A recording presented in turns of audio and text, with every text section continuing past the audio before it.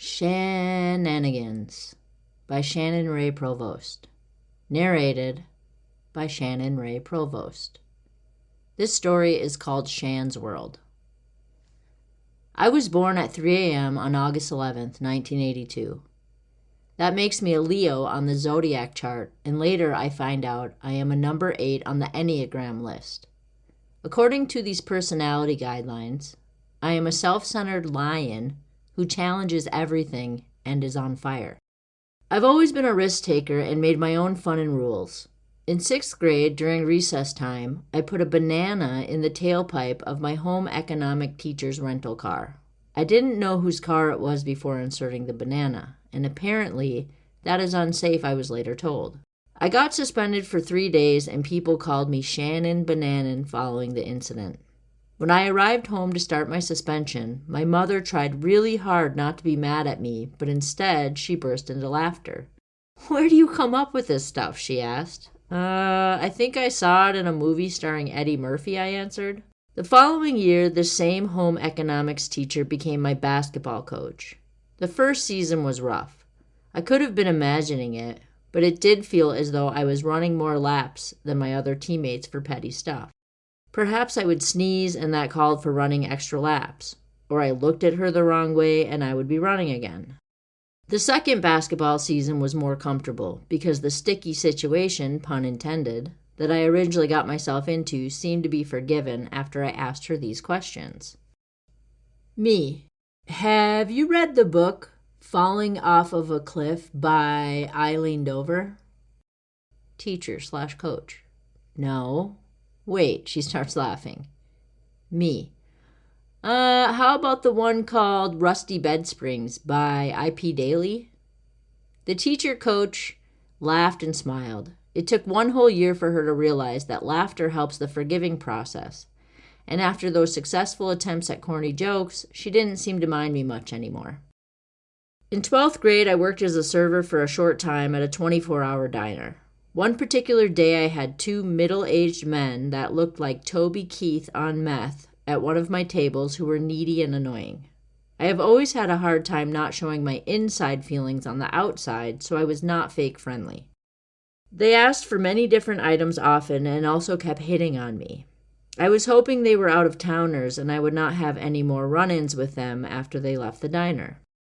Unfortunately, later that day, I went to the gas station down the road from the diner and I heard a voice call out, "Hey, cutie, you were our server earlier." I turned to look and it was the Toby Keith tweaking out guys that earlier that day were annoying me at my job. They came over to talk to me while I pumped my gas and I told them I never saw them before in my life. I told them they probably were mistaking me for my twin sister that works as a server at the 24-hour diner up the road from the gas station. See, I have a sister, but not a twin sister. "No shit, you two look exactly alike." "Well, if there are 2 of you, and there are 2 of us, wink wink," one of them pervertedly said. I ignored this disgusting and inappropriate comment from grown men I was hearing in my teenage ears, and they finally walked away as I proceeded to fill my gas tank in peace. Aside from creepy men with bad intentions, there are 2 other things in this life that I am afraid of: frogs and childbirth. Around the age of 11, my parents did not give one hoot about child labor laws. I had chores.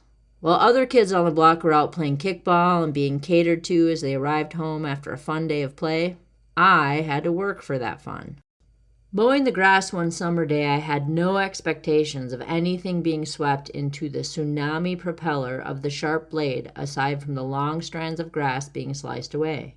I was zoned out thinking of getting this long cut so I could join in on the kickball fun when there was no time to stop the heavy lawnmower before it collected up a very large, ugly frog with a huge double chin and big watery frog eyes popping out of its head. Its eyes grew even bigger as if the frog was trying to say, "No, wait, I don't want to die today." Eek! Oh my God, I had run over a frog that had now been dismembered and tossed out of the side of the mower and mixed in with the grass to be used as lawn fertilizer. I'm still to this day not able to remain calm if I cross paths with a frog, any size frog at that. Now, childbirth is the number one thing I fear, and I also should not have to go into an explanation as to why, but I will. We all know that supposedly this woman named Eve picked the forbidden fruit, and now every single woman blessed with a peach following her mistake has to suffer each month for approximately 40 years unless she takes a 9-month break from tampons and maxi pads and instead trades that in for a watermelon, painfully ripping that same peach apart. Oh, you forget the pain right after the baby is born, say most women. Fuck that. I am currently 38 years old and I do not see myself changing my mind about that ultimate sacrifice. I took the batteries out of my biological clock the minute I learned how humans came into the world, and having 2 peaches and no cucumbers for many, many years now in the fruit bowl was an excellent choice for preventing any watermelon intrusions. Before you dive into my other SHANanigans, I would like to also address a few things I have thoughts on. In my opinion, I feel 2 different types of careers should be outlawed.